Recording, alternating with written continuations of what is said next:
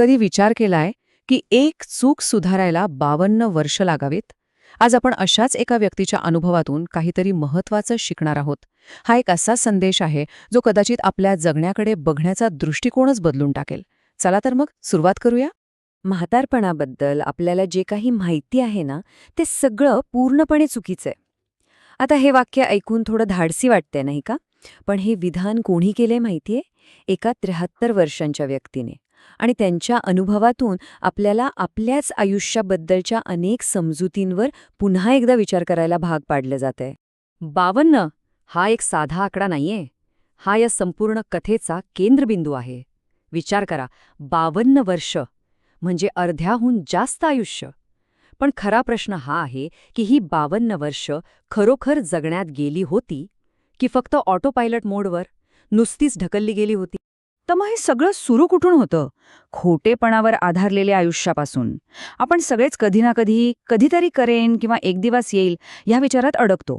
आणि हीच ती कल्पना आहे जी आपल्याला भविष्यातल्या यशाच्या मागे धावायला लावते आणि वर्तमानात जगण्यापासून दूर नेते, एका सापळ्यात अडकवते. आणि ह्या सापळ्याचा मूळ कशात आहे माहितीये? एका मोठ्या खोटेपणात, जो आपण सगळेच स्वतःला सांगत असतो. अरे, माझ्याकडे अजून खूप वेळ आहे, हे मी नंतर करेन. पण हेच ते एक वाक्य आहे जे आपलं आयुष्य पुढे ढकलत राहतं आणि शेवटी ते वाया घालवायला कारणीभूत ठरतं. पण मग वयाच्या 52व्या वर्षी असं नेमकं काय घडलं? आता आपण येतो पुढच्या भागाकडे. 52 वर्षांनंतर आलेली जाग. हा खरं तर तो एक क्षण होता जेव्हा त्या व्यक्तीच्या आयुष्याची संपूर्ण इमारतच कोसळली आणि मग ती पुन्हा नव्याने बांधली गेली. मेडिकल भाषेत डॉक्टर याला कार्डियाक इव्हेंट म्हणतात. म्हणजे काय तर हृदयाच्या कामात एक मोठा अडथळा. पण त्या व्यक्तीसाठी हा फक्त एक मेडिकल टर्म नव्हता. नाही, तो होता मृत्यूशी झालेला समोरासमोरचा सामना.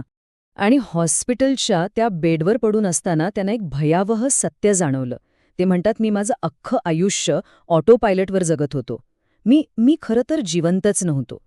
जरा विचार करा, ही जाणीव किती किती धक्कादायक असेल. जसं काही आपण आयुष्यभर झोपेतून एकदम खडबडून जागे झालोय. त्यानंतर त्यांचं आयुष्य जणू काही 2 भागांमध्ये विभागलं गेलं. पहिला भाग होता जन्मापासून ते 52 वर्षांपर्यंतचा, जे आयुष्य फक्त ऑटो पायलट मोडवर चाललं होतं. आणि मग आला तो कार्डियाक इव्हेंट, ज्याने सगळं काही बदलून टाकलं. त्यानंतरचं आयुष्य होतं जाणीवपूर्वक जगलेलं आयुष्य, जिथे खऱ्या अर्थाने महत्त्वाच्या गोष्टींना प्राधान्य दिलं गेलं. तर मग ही ऑटो पायलटवर जगण्याची चूक नेमकी होती तरी काय? आणि इथेच आपण येतो पुढच्या भागाकडे, चुकीच्या शिडीवरची चढाई. यात आपण आजच्या काळातल्या महत्वाकांक्षेच्या त्या समस्येबद्दल बोलणार आहोत, जिथे आपण सगळेच सतत धावत असतो, पण आपण नक्की का धावतोय हेच विसरून जात. खरी अडचण काय माहितीये? यशाचे जे गोलपोस्ट असतात ना, ते सतत पुढे पुढे जात राहतात. एक प्रमोशन मिळालं की पुढचं हवं असतं. थोडे पैसे कमवले की आणखी जास्त हवे असतात. हे अगदी एका हॅमस्टर व्हीलसारखं आहे, कधीही न संपणारं एक चक्र. आणि हे एक वाक्य त्या संपूर्ण अनुभवाचं अगदी अचूक वर्णन करतं. मी 30 वर्ष एक शिडी चढत होतो, पण जेव्हा मी अगदी टोकावर पोहोचलो तेव्हा माझ्या लक्षात आलं की ती शिडी चुकीच्या भिंतीला टेकलेली होती. म्हणजे बघा, चुकीच्या ध्येयांसाठी अख्खं आयुष्य घालवण्याचं दुःख यापेक्षा जास्त चांगल्या शब्दात मांडता येणार नाही. तर मग या 2 भिंती नक्की होत्या तरी कोणत्या? बघा, एका बाजूला आहे चुकीची भिंत. ती कशाने बनलीये? तर जास्त पैसे, पुढचं प्रमोशन, लोकांकडून मिळणारी मान्यता, ह्या सगळ्यांनी. आणि दुसऱ्या बाजूला आहे योग्य भिंत, जी घट्ट नाती, अर्थपूर्ण अनुभव आणि बनवलेल्या छान आठवणींवर उभी आहे. फरक अगदी स्पष्ट दिसतोय नाही का? चला आता या विषयाच्या अगदी भावनिक गाभ्याकडे येऊया. पश्चात्तापाचं खरं चलन. आणि हे खूप महत्वाचं आहे. आयुष्याच्या शेवटी पश्चात्ताप आपण केलेल्या चुकांचा नसतो. नाही, तो असतो त्या गोष्टींचा ज्या आपण धाडस करून कधी केल्याच नाहीत. जरा विचार करा, आयुष्याच्या शेवटी आपल्याला नक्की काय आठवत असेल? व्यवसायात आलेलं अपयश किंवा करिअरमधले अडथळे हे सगळं आपण विसरून जातो. पण ज्या गोष्टी आयुष्यभर त्रास देतात त्या पूर्णपणे वेगळ्या असतात. त्या म्हणजे गमावलेल्या संधी, न घेतलेले चॅलेंजेस आणि वेळेवर व्यक्त न केलेलं प्रेम. उदाहरणार्थ, त्यांचा एक मोठा पश्चात्ताप, ती जपानची ट्रिप जी मी कधीच केली नाही, कारण मी खूपच बिझी होतो. किंवा मग नात्यांबद्दल. माझ्या भावासोबतचं नातं जे मी हळूहळू बिघडू दिलं. खरंच, कामाच्या नादात आपण कितीतरी मौल्यवान नाती अशीच गमावून बसतो. आणि मग ते सगळे रविवार जेव्हा मी माझ्या वडिलांना एक साधा फोनसुद्धा केला नाही.